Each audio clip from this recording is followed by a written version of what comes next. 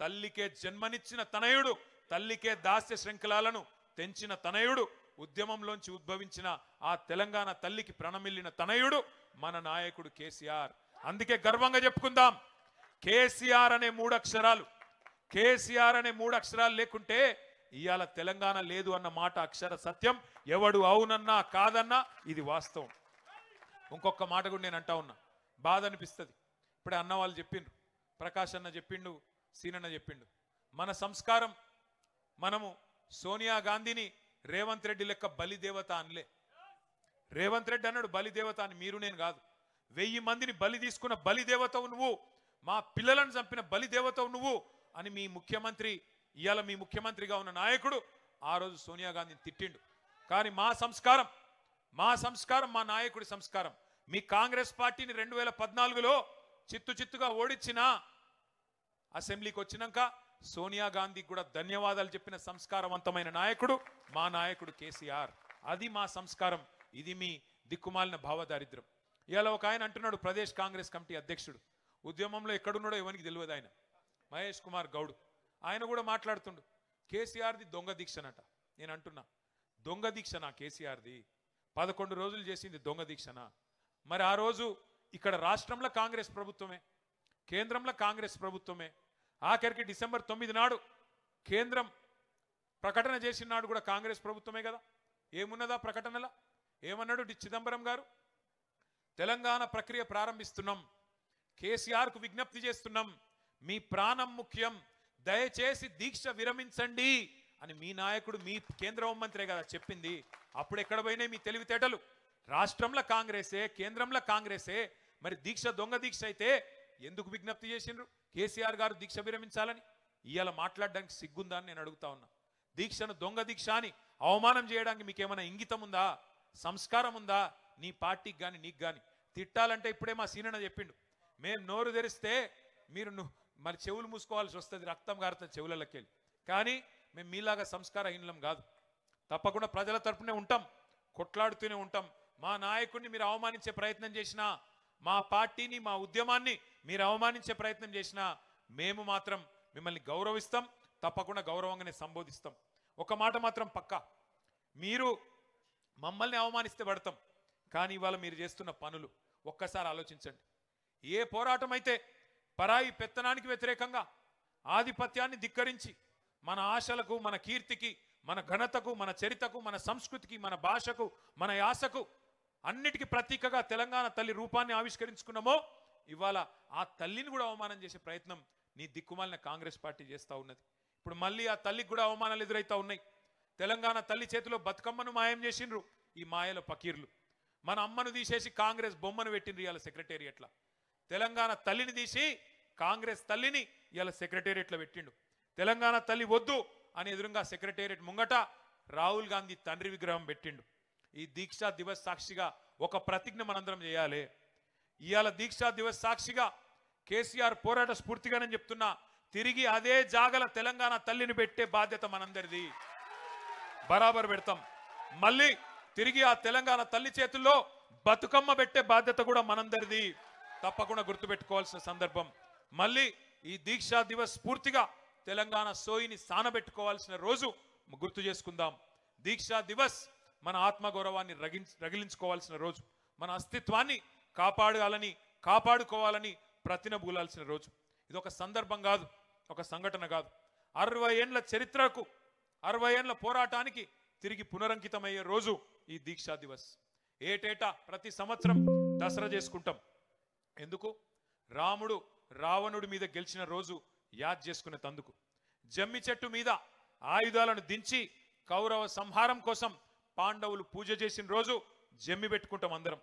చెడుపై మంచి సాధించిన విజయాన్ని నీకు గుర్తు చేసి, నీ కథలో రావణులుంటారు, కౌరవులుంటారు, జాగ్రత్తగా ఉండుమని ప్రజలకు గుర్తు చేసుకుంటందుకే దసరా రోజు జమ్మి వంచుకుంటాం. అట్లాగే దీపావళి చేసుకుంటాం, దీపాలు వెలిగించుకుంటాం. ఎందుకు? నరకాసురుణ్ణి వధించి చీకట్లు పారదోలిన రోజు అని యాద్ చేసుకునే తందుకు. చీకట్లు ఎప్పుడన్నా రావచ్చు, కానీ దీపాలు వెలిగించుడు నేర్చుకో అని పిల్లలకు చెప్పేతందుకే దీపావళి. ఈ దీక్షా దివస్ కూడా అందుకే. మన స్ఫూర్తిని, సంకల్పాన్ని పదును పెట్టుకునే తందుకు, అమరుల త్యాగాలు యాద్ చేసుకునే తందుకు తెలంగాణ కథను యాద్ చేసుకునే తందుకు ఆ కథానాయకుడు కేసీఆర్ ను గుర్తు చేసుకునే తందుకే దీక్షా దివస్. తెంచుకున్న సంఖ్యలు, తెచ్చుకున్న స్వరాష్ట్రం విలువెంతో గుర్తు చేసుకోవడానికే దీక్షా దివస్. ఇంకొక మాట, మొదటి నుంచి జయశంకర్ గారి మాటలో చెప్పాలి అంటే 3 తరాలను ముంచిన పార్టీ కాంగ్రెస్. రాచి రంపాన పెట్టి తెలంగాణ రక్తాన్ని కళ్ళ చూసిన పార్టీ కాంగ్రెస్. ఇచ్చిన మాట తప్పి 1000 మందికి పైగా తెలంగాణ బిడ్డల చావులకు కారణమయ్యింది కాంగ్రెస్. ఒక యాదయ్య, ఒక శ్రీకాంతచారి, ఒక పోలీస్ కిష్టయ్య, ఒక సువర్ణ, ఒక ఇషాన్ రెడ్డి, ఒక వేణుగోపాల్ రెడ్డి, ఎందరెందరో ప్రాణాలను బలి తీసుకున్నది కాంగ్రెస్. పాపం లేలేత పిల్లల ఉసురు తీసుకున్నది కాంగ్రెస్. ఆగస్టు 15 నాడు జెండా ఎగిరేసి తెల్లదొరల దోపిడీని, బ్రిటిష్ వాళ్ళ దుర్మార్గాన్ని గుర్తు చేసుకుంటూ ఉంటాం.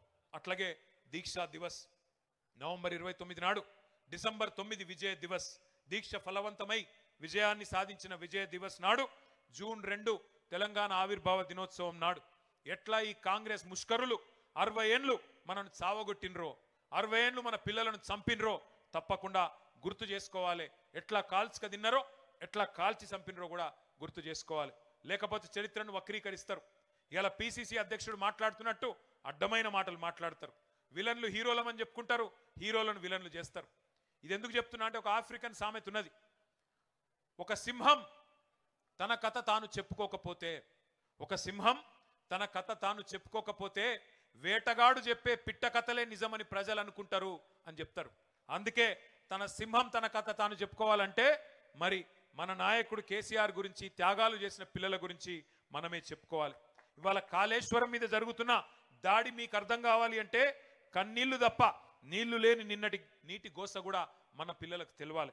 జల సాధన యాత్రలు చేసిన గతాన్ని గుర్తు చేసుకోవాలి.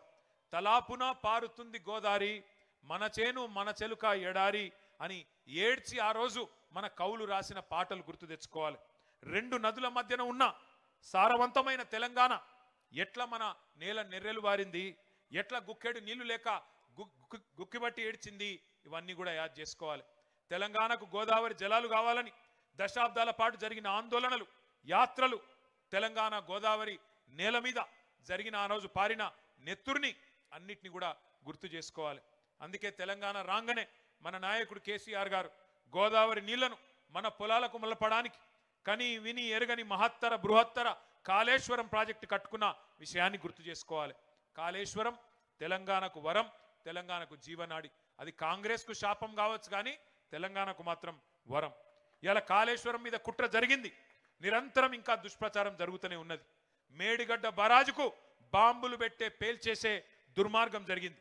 ఇదేమి రాజకీయ పార్టీల మధ్యన గొడవ కాదు, తెలంగాణ ప్రజల ప్రయోజనాల పంచాయతీ. అందుకే ఇవన్నీ కూడా గుర్తు చేసుకోవాలా, ఎప్పటికప్పుడు మననం చేసుకోవాలి. తెలంగాణ ఆనవాళ్లను చెరిపేస్తామని చెప్పి ఇవాళ కొంతమంది వెర్రి వాళ్ళు మాట్లాడుతున్నారు.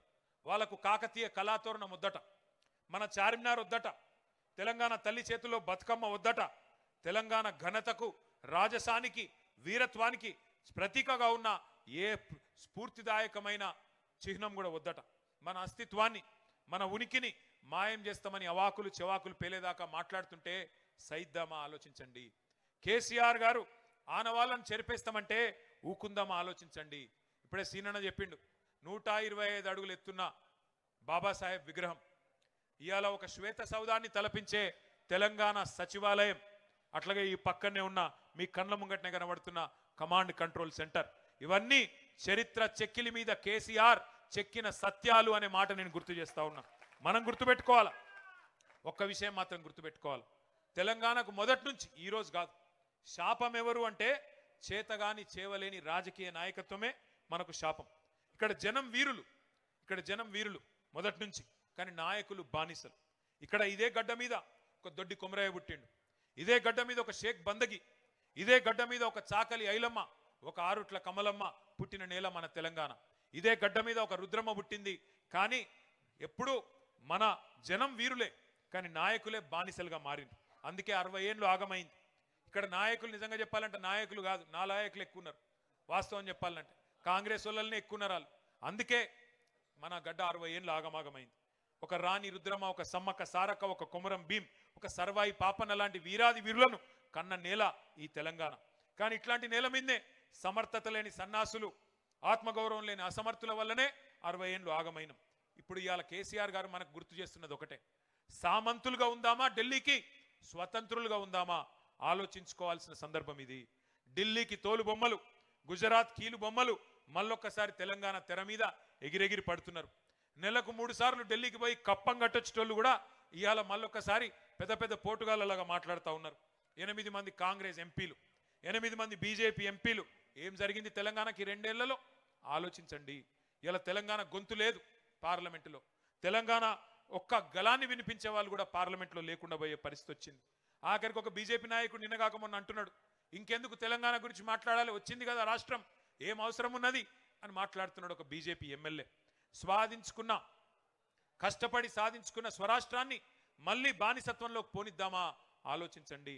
స్వతంత్రాన్ని వదులుకొని సామంతులుగా బతుకుదామా ఢిల్లీకి ఆలోచించండి.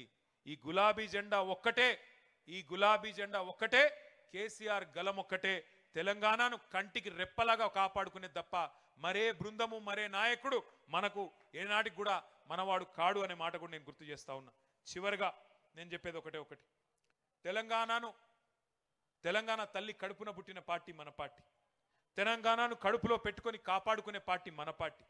ఉద్యమ పార్టీగా ప్రపంచమే అబ్బురపడే పోరాటాలు చేసినాం. అధికార పార్టీగా దేశానికే నమూనాగా ఉండే అద్భుత అభివృద్ధిని ఆవిష్కరించుకున్నాం. ప్రతిపక్ష పార్టీగా ప్రజల తరపున కొట్లాడుతూ ప్రభుత్వాల మెడలు వంచుతున్నాం. 25 ఏళ్ల ప్రస్థానం మనది. ఏ స్థానంలో ఉన్నా ప్రజల హృదయమే మన అసలు స్థానం. ఏ పక్షంలో ఉన్నా మనది ప్రజాపక్షమే. ఒక ప్రాంతీయ పార్టీగా 25 ఏళ్ల పండుగ జరుపుకుంటున్న గొప్ప ఏడాది ఈ సంవత్సరం.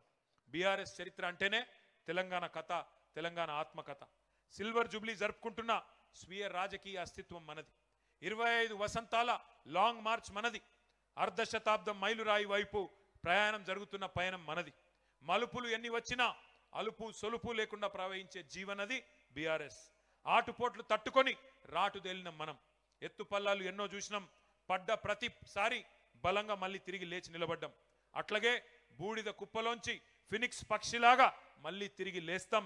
మన తెలంగాణ ఆత్మను మనం గౌరవించుకున్నంతగా, మనం ప్రేమించినంతగా ఎవ్వరు కూడా ప్రేమించలేరు. అలిగిన కోపతాపాలున్నా తెలంగాణ కుటుంబం మనది. సర్దుకుందాం, పొత్తుల సద్దిమూటై ముందుకు పోదాం, అందరి బంధువై అలుముకుందాం.